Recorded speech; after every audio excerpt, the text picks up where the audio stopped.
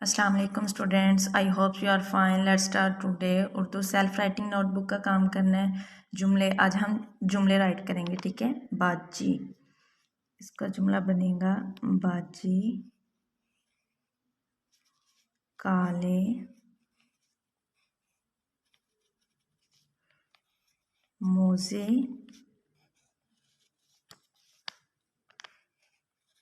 ले लो। बाजी काले मोजे ले लो। ताले, दो ताले ला दो। दो ताले ला दो। काटे, राना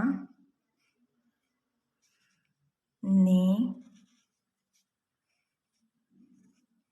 आम काटे। राना ने आम काटे। नेक्स्ट है जाले। जाले साफ कर दो। जाले साफ कर दो। भोले, मुर्गे बोले।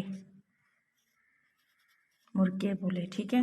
नेक्स्ट हम चार हरफी अल्फाज राइट करेंगे।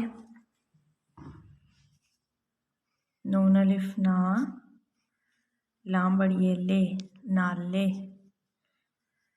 वाव अलिफ वा, लाम बड़िए ले, वाले।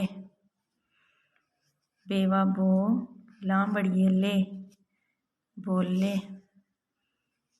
तेवा तो, लाम बड़िए ले, तोले। टेवा टो, लाम बड़िए ले, टोले।